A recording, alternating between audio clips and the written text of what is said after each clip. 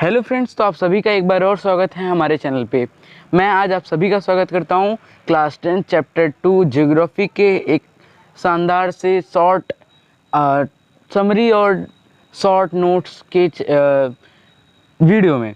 तो ये video short notes और शॉर्ट समरी के बारे में होगा। वो आपको कहाँ मिलेगा उसके बारे में मैं आपको अभी बता दूंगा।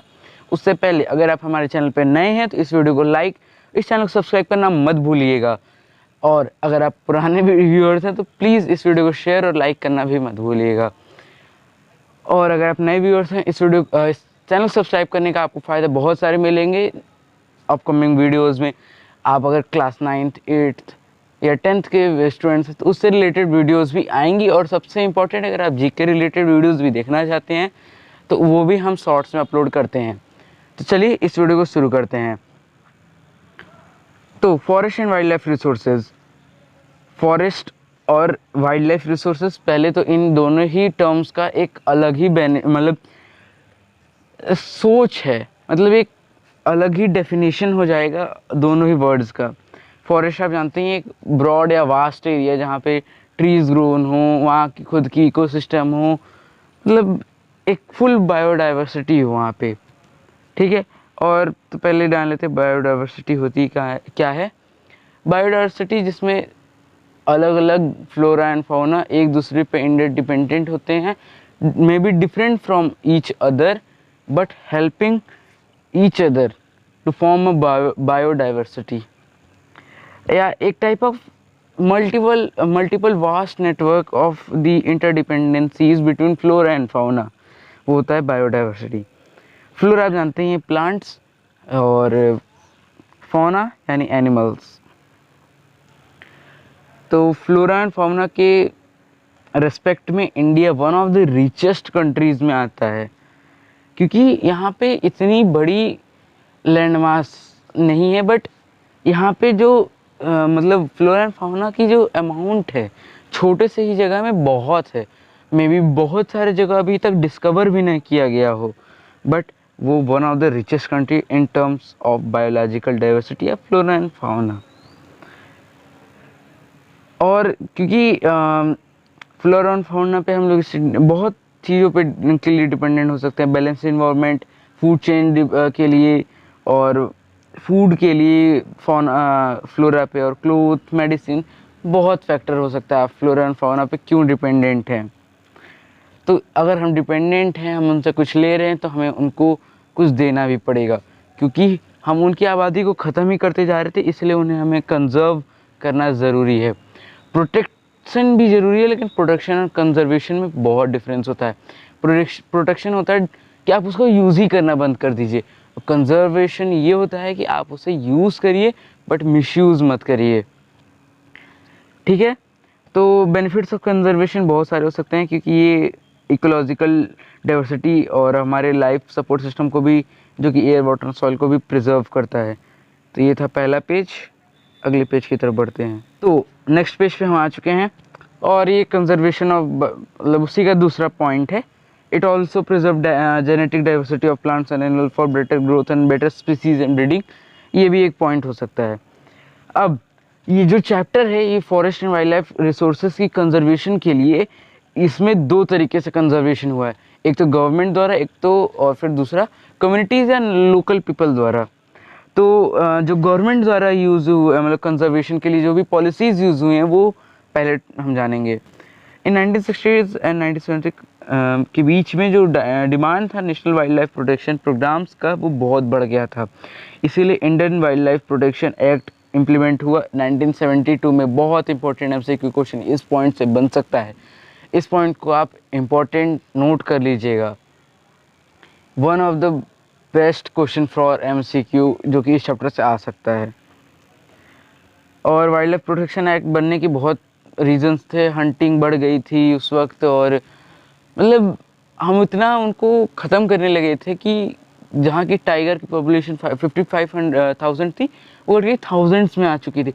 इतनी बेरहमी से हमने मतलब प्रेइंग की थी, बहुत सारे मतलब एनिमल्स का एग्जिस्टेंस ही ख़त्म हो गया, वो भी ह्यूमंस की वजह से।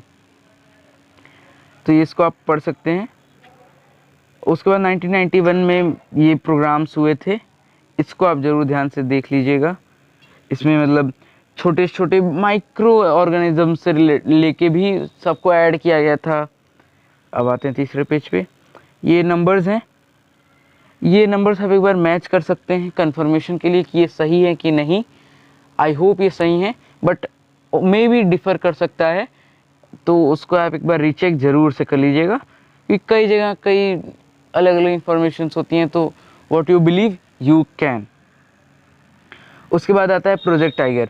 1973 में लॉन्च हुआ था, जो 1973/73 है। 72 डिपेंड उसको दिखाता है वाइल्ड लाइफ प्रोटेक्शन एक्ट को, 73 प्रोजेक्ट टाइगर को। 1973 में प्रोजेक्ट टाइगर लॉन्च हुआ था। ये भी एक इम्पॉर्टेंट MCQ क्वेश्चन हो सकता है। और मैं आपको बता दूं, इस चैप्टर से सबसे इम्पॉर्टेंट MCQ क्वेश्चन ये आ सकता है कि जब टाइगर्स को कंजर्व कर रहे थे हम लोग, तो टाइगर सबसे ज़्यादा कहाँ पाया जाता है, किस दो मेन कंट्रीज़ में टाइगर पाए जा रहे थे। वो होगा आंसर उसका इंडिया एंड नेपाल। अगर आपको इम्पोर्टेंट MCQ या very short answer, long answer, किसी भी रिलेटेड क्वेश्चंस की वीडियो चाहिए तो कमेंट में ज़रूर बता दीजिएगा। अगर आप यहाँ तक वीडियो में बने हुए हैं तो सब्सक्राइब और लाइक ज़रूर से कर दीजिएगा।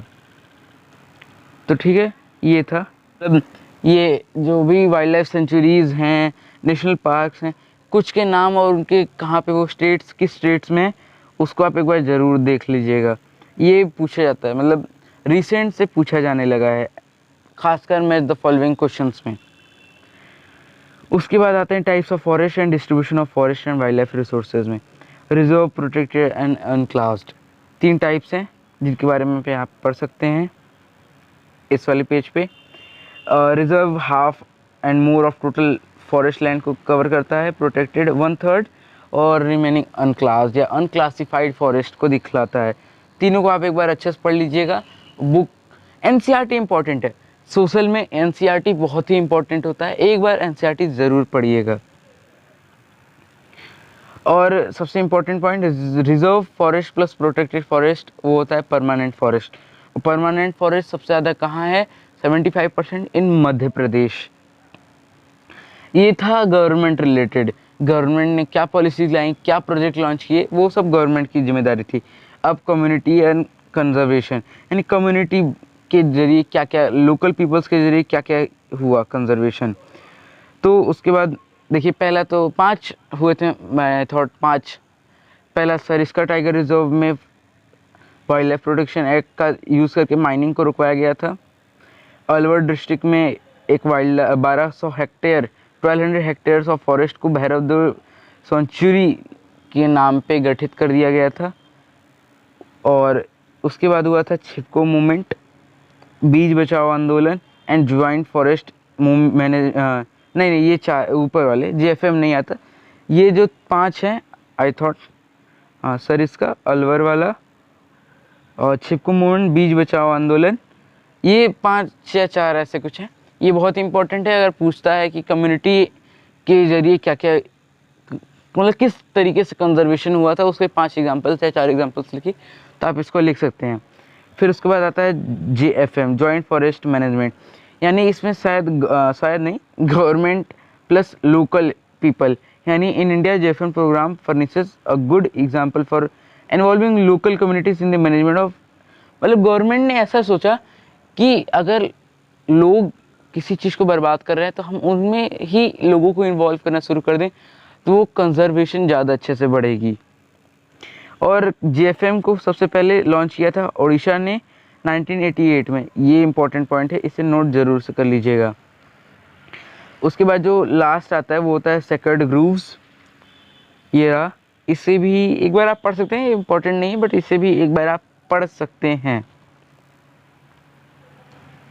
तो ये था इस चैप्टर में जो भी इम्पोर्टेंट फीचर्स हैं, तो देख सकते हैं ये सेक्रेड ग्रूव्स है। इसके बाद अब चैप्टर खत्म हो जाएगा। अगर आपको इस चैप्टर से related MCQ question, very short answer question, long answer question, किसी भी रिलेटेड चैप्टर से कोई भी टाइप का क्वेश्चन या सैम्पल पेपर या जो भी आपको चाहिए, प्लीज़ कमेंट करके ज़रूर बताइएगा। हम उससे रिलेटेड वीडियोस को लाना ज़रूरी समझेंगे।